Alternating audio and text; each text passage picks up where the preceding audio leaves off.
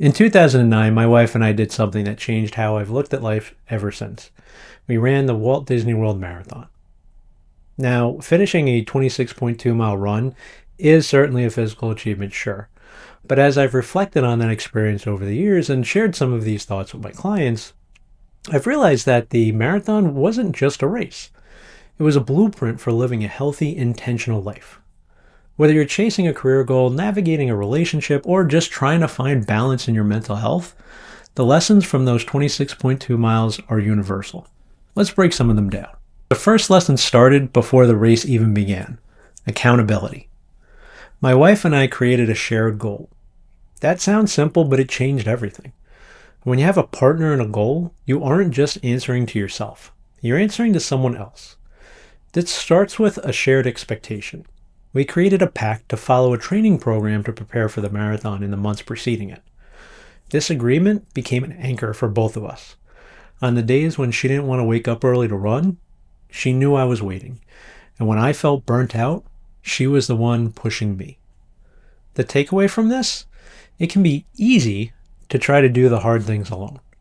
But whether it's a fitness journey, a project, or a lifestyle change, finding your running buddy can be huge. Having someone who knows your goals and expects you to show up can be the difference between a hope and a reality. Throughout the race, your mindset kind of has to shift. You start with your macro goal, that shiny medal at the finish line.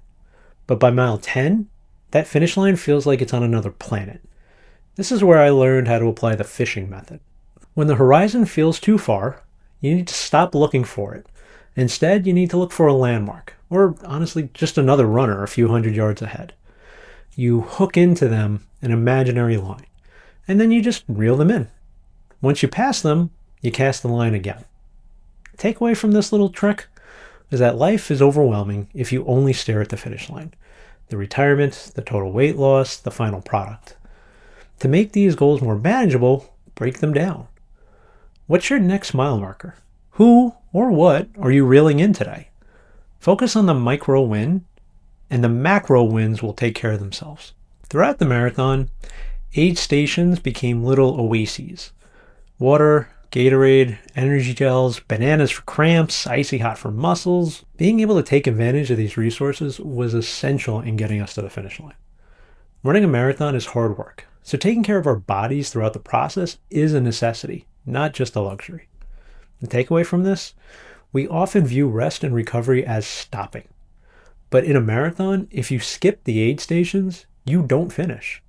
In life, your oases, whether they are therapy, meditation, a weekend off, a healthy meal, or a conversation with a friend, are the fuels that keep you from burning out.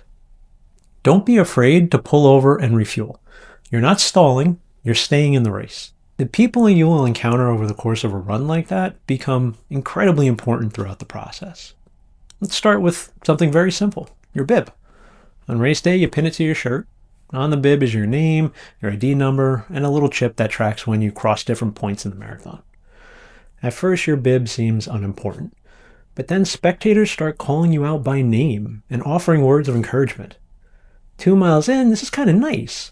But when you reach mile 22 and realize that this is the farthest you've ever run, and you still have 4 miles to go, that encouragement can physically move you. And then there were the pacers. These are runners holding signs with the miles per minute pace that they will maintain throughout the race. Parking yourself by one of these people at the beginning of the run and keeping them in view until you cross the finish line not only helps you to steadily move forward, but also to stop yourself from running too fast, which will lead you to burning out and maybe even getting injured. The first takeaway from all of this? The encouragement. Surround yourself with people who know your name and your goal. Their belief in you is sometimes stronger than your own belief in yourself, particularly when you're getting tired. Takeaway number 2 is the pacer. Don't run someone else's race. Find the pacer for your life. When you go too fast early on, you burn out. When you go too slow, you lose momentum. Find your sustainable, healthy pace and stick to it. Running a marathon taught me that life is rarely about sprinting.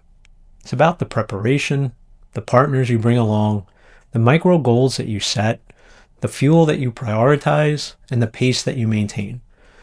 So I have a question for you. What is the next mile marker you are currently reeling in? And who is there on the sidelines helping you keep your pace? Thanks for watching. Don't forget to hit those like and subscribe buttons below. Really helps out the channel. I'm Chris Nackos, and I'll see you here next time on the Seaglass Perspective.